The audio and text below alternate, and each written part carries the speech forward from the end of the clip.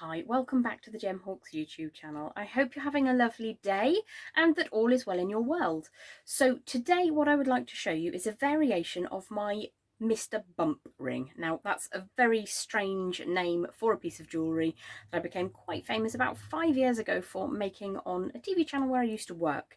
And I used to get quite a lot of love mail about the silliness of the name. So it's basically a very easy way to pop a cabochon on the back of your hand.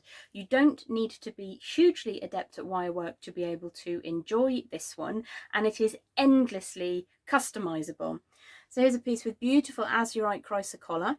I'm going to show you a variation of this piece today. This is the simplest idea. I'm going to show you a slightly more stepped up variation. The materials I'm working with today are frankly mahoosive labradorite cabochon, which I'll show you a closer look at in a second. I'm also going to be working with 1mm or 18 gauge raw copper wire and a little bit of infilling wire, which is 0.4 or 26 gauge wire. Now I'm really into the raw copper wire at the moment, but you can really use any wire that takes your fancy. And once you're a little bit more adept, a lot of people prefer to buy their rings in full silver. So once you've had a bit of a practice at the technique and you get used to how much wire you need for the project, then it's certainly something that's easy to step up to a sterling silver wire. So if you join me down at the board, I'll show you a little bit closer the project that we're going to work on today. So I'm going to work today with this stunning labradorite cabochon, and this is why I love labradorite, because it is endlessly beautiful. And this is a sample, this is the simplified sample of the ring that we're going to make. This one was actually made in raw copper, but I wrapped in half round silver plated German wire, and that would have been a 21 or 22 gauge. I can't genuinely remember. The basic technique is going to be the same, but we're going to add a bit more fanciness just up the centre here. As I say, I used to make this years ago on a TV channel where I worked, and it got the name the Mr. bUmP ring, which if you're familiar with the wonderful Roger Hargreaves books, you might be able to see why. So we're going to go through a couple of stages, and I'm just going to introduce you to our materials, which I've just knocked all over the place. So I have got two 12-inch lengths of 1mm or 18 gauge wire, which I've just semi-work hardened with the wire straightener tool. There's a mini tutorial being uploaded as we speak. So hopefully that just gives you a little bit more rigidity without much more weight. Obviously when we're wearing a cocktail ring as such, we want it to be comfortable, and a lot of the weight is going to come from that cabochon. You don't want to add acres and acres with wire. You can of course work with 1.25mm or 16 gauge wire. The reason I say pop it through the work hardener is when you're weaving with a raw copper wire, you can disform it, you can make it go a little bit floopy as you try. So I'm now going to grab my 0.4 or 26 gauge wire, and I'm going to work off the reel. So just pop that over to one side, and if I grab those two together, what we're going to do is start a couple of inches from the end of the 0.4 or 26 gauge, and I'm going to wrap that 3 times around one of these pieces of wire. And what we've got the full 12 inches here, and what we want to do is wrap around 2.5 inches in the centre. So I'm just starting off one side from the centre, and I'm wrapping 3 times around that lower wire to begin with. Make that nice and taut. I'm just going to put my lab out of the way. Once I've got those 3 little wraps, I'm going to take the end over the top there and draw that all the way around, and then just continue in a 1-3 wrap. So that's 1, 2, 3 around just the lower wire, 1 over the top, and then continue in exactly the same vein until you end up with something that looks a little bit like this. So that's 12 inches of the 1mm or 18 gauge wire connected with that section of weaving. So the next thing that we need to do is find out what kind of ring size you want. So you'll use your ring gauge guide to decide what size ring you want. I'm just going to bung mine on my wooden mandrel because I love it so very much. The distance that you need to have woven needs to at least cover what contacts the outer edges of your fingers. So I've gone for quite a short weave here. I'm just going to wrap those around over the surface so that they meet. So if you have a look, that's what will be seen underneath, and it's quite an attractive, very, very simple, easy to achieve weave. I'm just going to make sure that that's fully round. You could take a nylon hammer to it if you wanted to, because I've pre-hardened the wire. It's not quite as fluid, but that does mean that once you've formed it, it should pretty much stay there. So the next thing that we're going to do is have a look at fitting our chosen cabochon on top. So I'm just going to leave that on the ring stick or your mandrel for the moment. And I want to sit my cabochon so that as much is above and as below. It's quite balanced like that. And what we're going to do is turn those two tram lines of wires. Both of them are going to come up and wrap over the surface of your gemstone. So obviously, with some gemstones being a little bit more crumbly and delicate than others, you may wish to consider using something that's reasonably firm. Labradorite's a good example, but perhaps you would need to proceed with caution with something a little bit softer. So you can see I've got the tram line of wires which is to my right of the ring centre, and that's coming up here. So what I want to do is take that over the centre of the stone so that it doesn't cross over. And then I'm going to flip the ring around and I'll show you exactly what I mean. So now we've got the two wires that are to the right of the ring shank, and we want to keep them to the right basically, otherwise you end up with a little bit of misbehaviour with that ring. So if we take the cabochon out, very, very gently, obviously, what we've got is the basic form and shape of the cab sitting on top of a form which fits. So you just want to check that that does indeed fit the finger that you're looking to work towards, and make sure that you're happy with how that is all sitting. So I'm going to put the cab back in very, very gently. I'm going to push down ever so gently on the top, and I'm going to take the outermost two wires, one on this side and one over here, and do a very gentle right turn so that it comes towards the points of the oval cabochon. So I'm just pushing down in the middle so that I get a very nice, it's not a perfect right angle bend, I actually prefer to see a little bit more fluidity. I'm going to flip the whole thing around and then do the exact same thing. So pushing down with my non-dominant thumb and pulling the outer wire away. And in that way, we know now that the cabochon, beg pardon, isn't going to come up and out. So now what we need to do is secure it so that it doesn't go left or right as well.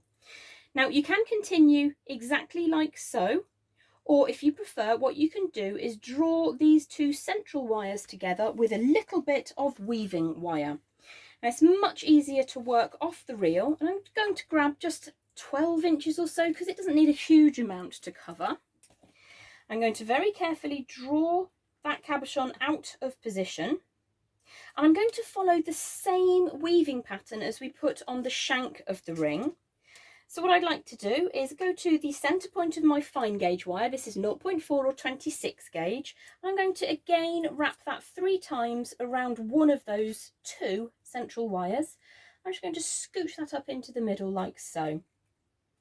Now the next section is a tad fiddly, but not difficult. It's difficult to show you, but not difficult to do. So I'm just going to take the tail of this one down and out the way for a moment. Of course, it's gone through and around and got itself trapped. So I might just leave it where it is, to be honest, so I don't break it. There we go. Let's take that through so it's out of the way. So I need to go for a third wrap to replicate the pattern that we popped on the shank. And then what I want to do is push that up through the central place, the cabochon hole as it were, like so that I can draw those two central wires together. So just pushing that into the middle for the moment, drawing those two central wires together, and then I'm going to continue and wrap 3 times around the bottom of the two central ones where I started a second ago. So I've got 3 around the lower of the two central wires, and then 1 around both, 3 around the lower. Take the tail and post that up so that it scooches all the way around. And you continue with that pattern until you come to the end. Now you can be quite fancy and add extra wire. Instead of just 12 inches, make it maybe 20, 22 inches, and you can weave a little bit further out in this direction. So what I'm going to do is show you what that will look like when that has completed. It should be something like this. So we've got our gentle angles coming away towards the long ends of the cabochon, and we've got a little bit of extra weaving just in the middle to hold everything together.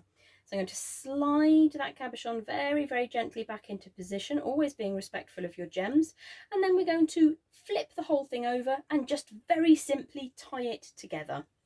So if I flip that over like so, you can see we've got various ways in which we can cage everything together. The key here is for the ring to look symmetrical to your finger. It's very easy for the whole thing to twist, and then when you pop it on, your cabochon goes off at a funny angle. What we're looking to do is to keep that true to the centre of the ring shank itself. So just bear that in mind when you're starting to draw the design together, that you don't want your cabochon going off at a funny angle.